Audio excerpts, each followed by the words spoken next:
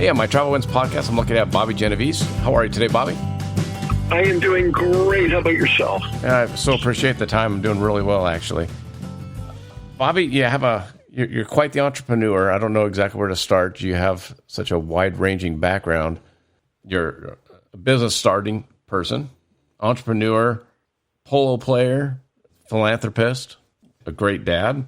What else am I missing here?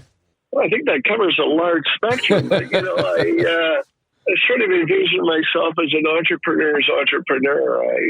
I've been lucky enough to make it in a lot of things that I've done, and now really interested in helping other entrepreneurs get to where they need to be successful. And how many days a year do you think you're on the road traveling for all your work? I would say, it's a difficult question because for me, work and play is almost the same thing. So if I'm traveling on my boat, I'm looking at different opportunities. I'm having clients fly in, fly out, or business partners or associates. If I'm at my ranch in Ocala, as you knew earlier this morning when we spoke, I'm out looking at other opportunities here in Ocala that are just taking off. And so my life is always on the go. I can't stay in one place too long. I need to keep moving. I don't know why, but inherently I am the most comfortable when I'm moving from one spot to the next. And I find a lot of business travelers are that way. I'm the same way. If I'm not on the road, I kind of get squirrely. My wife's like, "What are you doing?" I know, it's so true. Your kids are a little bit older now, but did you take them with you on quite a bit of the expeditions?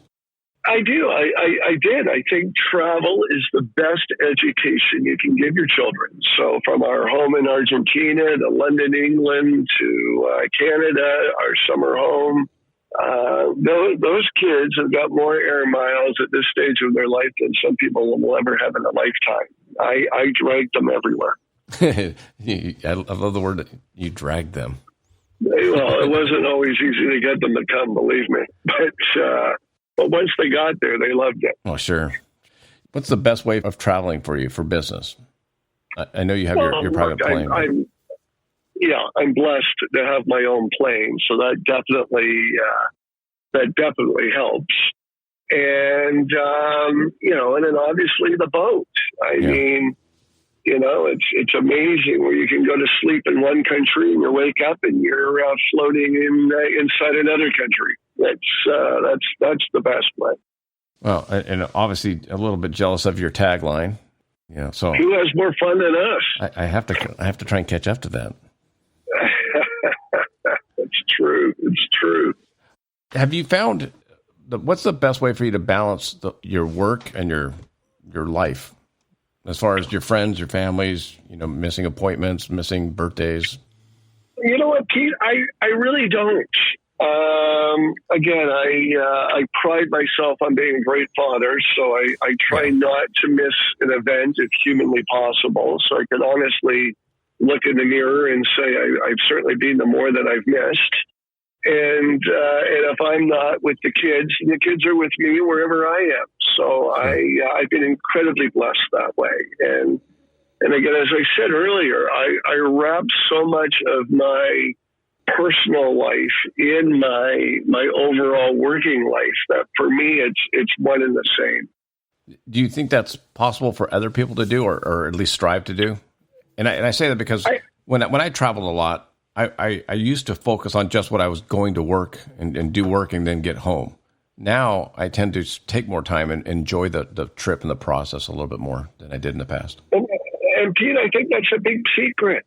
I think if you genuinely love what you do, which obviously you and I do, more than likely you're going to be successful at it. And if you're successful at it, usually monetarily, the money will follow.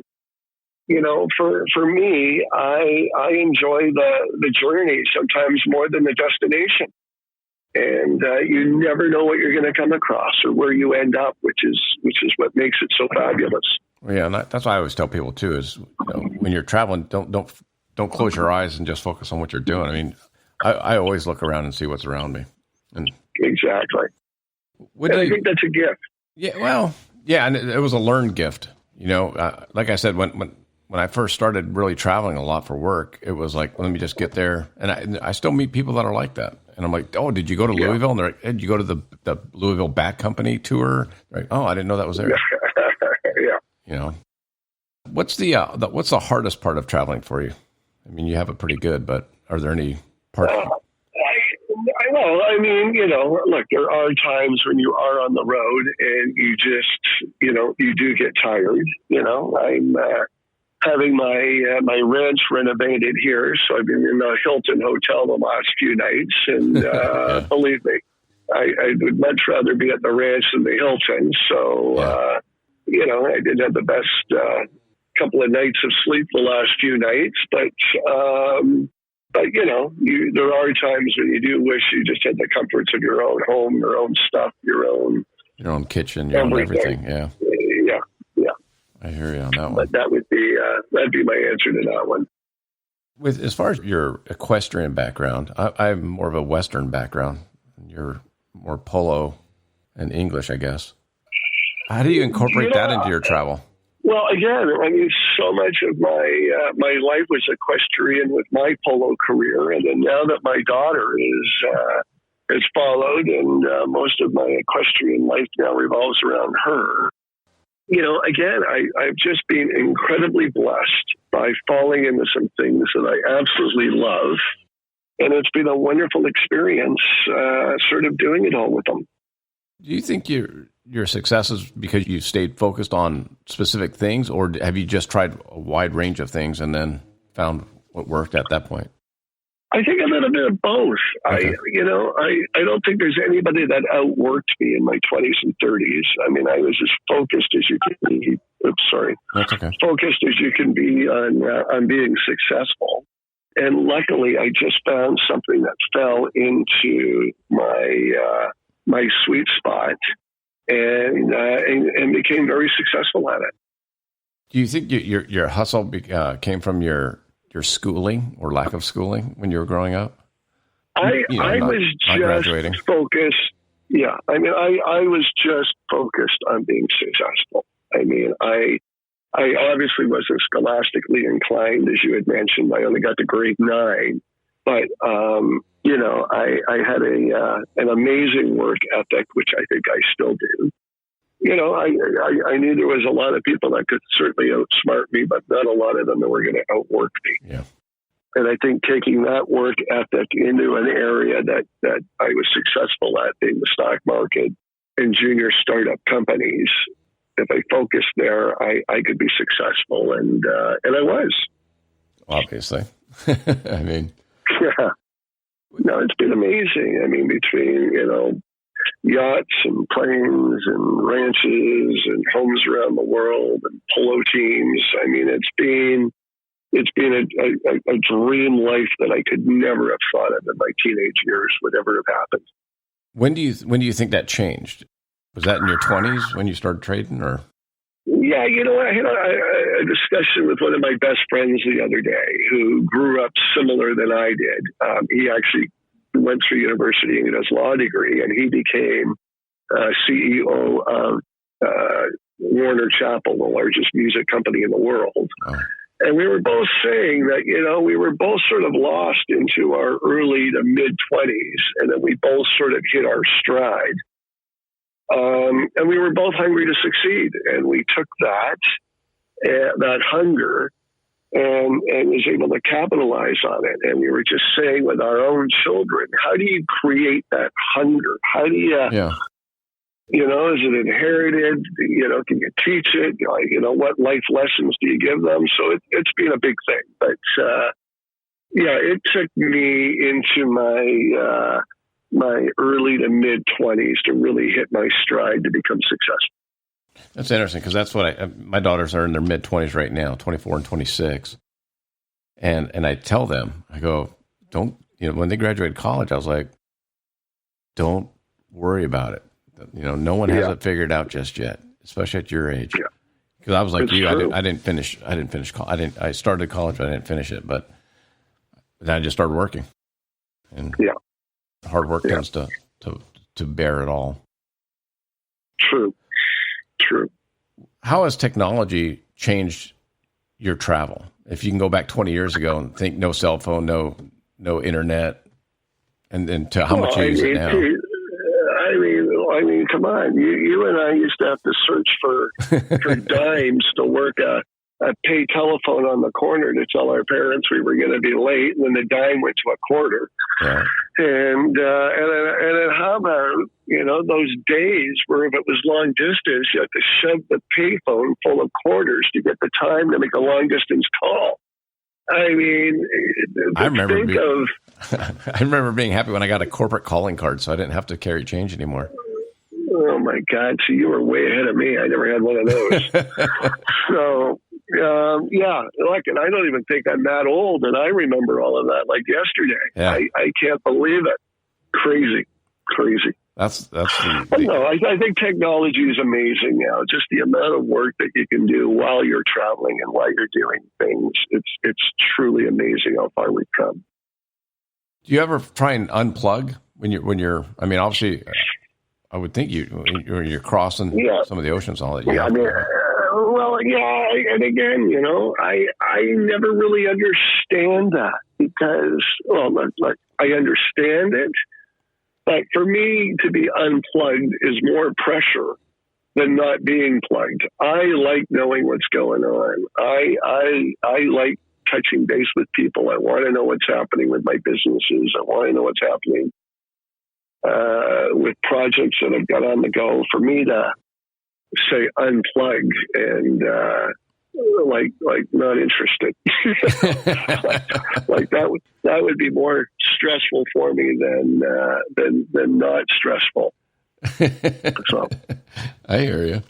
What advice do you give young people? I mean, I'm always talking to athletes or musicians or business people about traveling. What advice would you give younger people, high school age, that are looking to get a job and maybe they're thinking they want to travel? Travel. I think that's the best advice you can give them. Yeah. There's just no better education in the world than traveling. The different cultures, the different people, the different businesses, the different ideas, all of those things you come back with. And,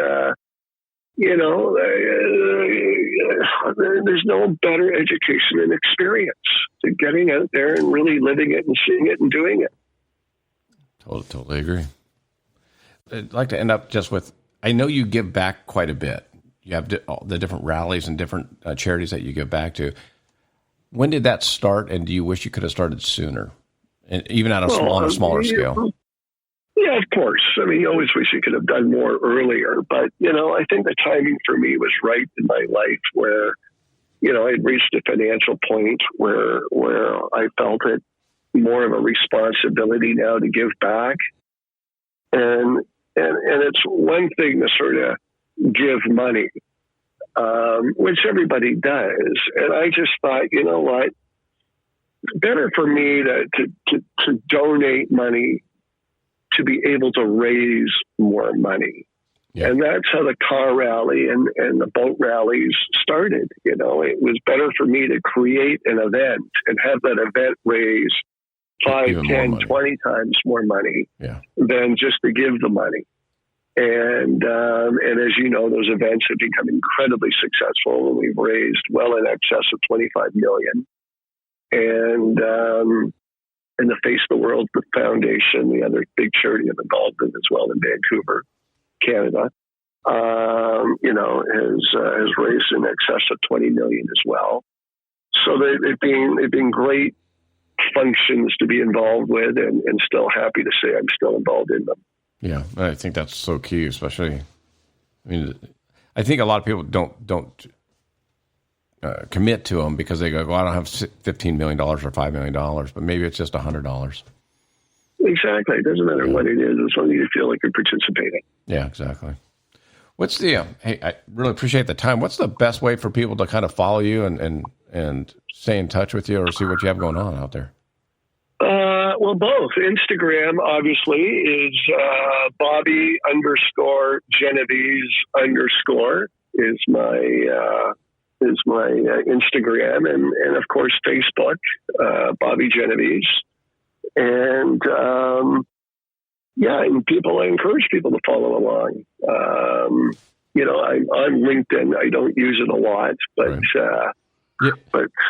I'm on that as well. Do you keep your website up to date pretty much? I do, but more of what is in my immediate arena. But to follow my adventures and my trips and all the other things I'm doing, it's best to go to Instagram. Yeah, totally agree. Well, hey, Bobby, I truly appreciate the time. Yeah, I don't know how to thank you other than... No, to you as well, and hoping our paths cross in person one of these days. That'd be great. Yeah, if you ever come out to Los Angeles, I'm out here. I'll do that for sure. I'm there quite often. Yeah, Pete, thanks so much. Thank you, Bobby. Appreciate the time, buddy. You too. Bye-bye. Bye-bye.